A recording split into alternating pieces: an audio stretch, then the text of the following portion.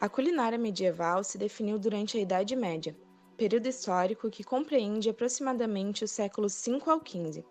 Durante este período, as dietas e a culinária mudaram em toda a Europa, e essas mudanças ajudaram a estabelecer as bases para a moderna cozinha europeia.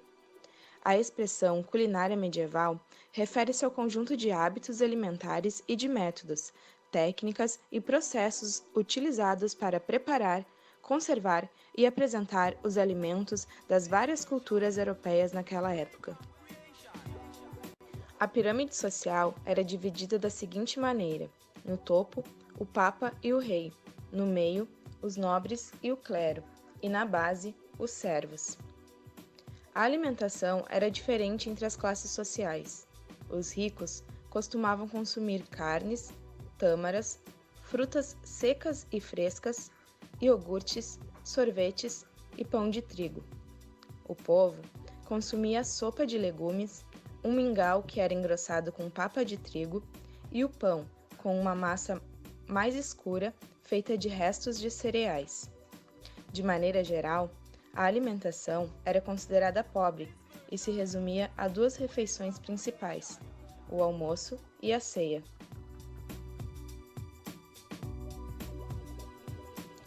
Os principais alimentos se resumiam a pão, azeite e vinho, pois era preciso seguir o jejum, regime imposto pelos médicos e com grande influência religiosa, que proibia em dias específicos o consumo de alimentos como carne vermelha, leite, queijo, manteiga e ovos. A única carne que podia ser consumida era o peixe e outros animais marinhos. Para suavizar o rigor dos frequentes dias de abstinência de carne, algumas comunidades religiosas adotaram peculiar classificação zoológica. Assim, as aves que viviam na água ou se alimentavam de peixes e crustáceos, como certos gansos, eram considerados peixes.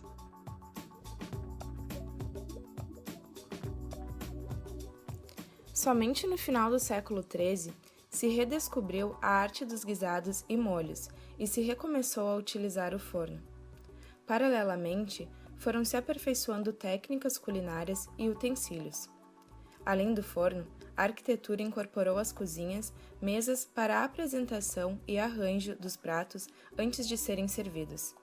Em algumas casas havia 2 fogões, um que mantinha fogo intenso e outro com fogo baixo para cocção mais lenta.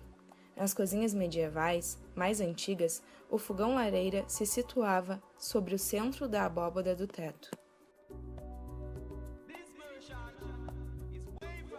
Nas casas nobres, grossas fatias de pão escuro, de 4 ou 5 dias, tinham função de prato. Essas fatias de pão eram trocadas no transcurso da refeição e guardadas para serem dadas aos pobres. A apresentação era mais importante que o modo de preparo. A qualidade dos produtos e o uso moderado de especiarias geravam um grande impacto visual na apresentação dos pratos. O islamismo adotou padrões alimentares mais próximos da antiga tradição semita e judaico do que o modelo alimentar cristão, que desconhece proibições. Por meio do contato com o mundo muçulmano, aprendeu-se a utilizar, além do açúcar e do trigo sarraceno, a noz mascada, a canela, o gengibre, a hortelã, o cravo, o anis, o açafrão e o cominho. A expansão islâmica foi fator decisivo para o desenvolvimento de uma cozinha mais rica, pois pelo intercâmbio entre regiões de cultura e recursos tão variados, fundiram-se diversas culinárias.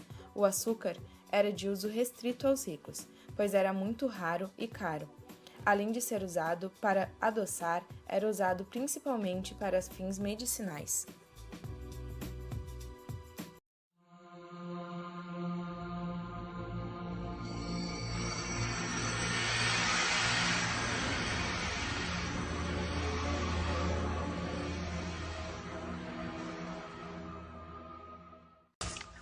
O papel da cerveja na sociedade. Durante muito tempo, a preferência por uma determinada bebida alcoólica teve mais a ver com a sua disponibilidade do que com suas características organolépticas. O desenvolvimento da gastronomia, seja como causa ou consequência do refinamento do paladar, colocou as bebidas no centro da questão. Além da questão alimentar, importante fonte de energia na dieta dos povos europeus primitivos, através da confecção de farinhas e pães, a cerveja teve um papel coadjuvante na história da igreja cristã e dos alquimistas. Como era uma bebida consumida por todas as camadas da população, foi decisiva no combate à peste negra, por ser isenta de contaminação, devido à presença alcoólica, ao contrário de muitas fontes de água da época, que eram contaminadas, elevando o status da cerveja para uma bebida sagrada, produzida apenas por monges em seus monastérios. E conforme aumentava a população europeia, a qualidade da água decaía. Nos crescentes centros urbanos, lixo e esgoto estragavam seu gosto e envenenavam sua pureza. Era feio beber água. As únicas pessoas que bebiam água eram as que não tinham qualquer outra escolha. Elas preferiam beber cerveja. Bebiam o que chamavam de pequena cerveja, que era mais fraca, com uma concentração de etanol de 1 ou 2%. Isso era o suficiente para suprimir o crescimento de bactérias fecais que eram perigosas para o ser humano. Ao mesmo tempo, ajudava a não desidratar. Sua importância na economia atraiu a atenção dos poderes constituídos, reis, senhores feudais, igrejas, de pesquisadores e especuladores. As estruturas de arrecadação de impostos tinham atenção especial para toda a cadeia produtiva da cerveja. O preparo intelectual dos monges os capacitou a estudar, pesquisando e documentando o processo e desenvolvimento das técnicas de produção. Podemos dizer que as primeiras cooperativas e microempresas surgiram na Renascença, a partir do século XIV, nas instalações de microcervejarias, ou seja, uma enorme onda de desenvolvimento tecnológico, econômico e social esteve em curso como consequência da importância da cerveja na sociedade. Esse é o Ritual Romano, o livro que reúne os ritos da Igreja Católica. Nele tem uma bênção dedicada à cerveja. Abençoai, Senhor, a cerveja, criatura vossa, que dignastes fazer do melhor lúpulo, e todos que dela beberem, pela invocação do vosso santo nome, tenham saúde do corpo e da alma. Por Cristo nosso Senhor. Amém.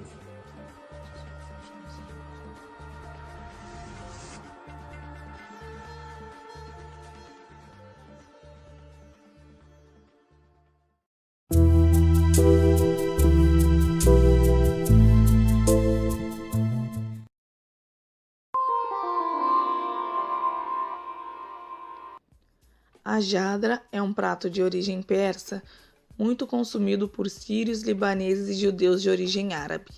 Atualmente, conforme a região ou país, também é conhecido com outras denominações. A jadra era o prato dos pobres por excelência. Popularizou-se no mundo árabe nos anos 40 e 50 do século passado, por conta das sucessivas guerras e migrações. A facilidade de sua conservação e do transporte de seus ingredientes, arroz e lentilha, ajudou a difundi-lo, sobretudo em períodos de conflitos sociais e guerras. Um convidado à mesa de um árabe jamais era brindado com jadra, fato que, sem dúvida, seria considerado uma ofensa. Porém, se o convidado solicitasse ao anfitrião antecipadamente um prato de jadra, isso significava uma mútua confiança, exigência de austeridade e confissão tácita de humildade por parte do convidado. Porém, entre quatro paredes, a jadra não é um prato secundário, mas sim o prato principal e alimento habitual para a maioria da população árabe.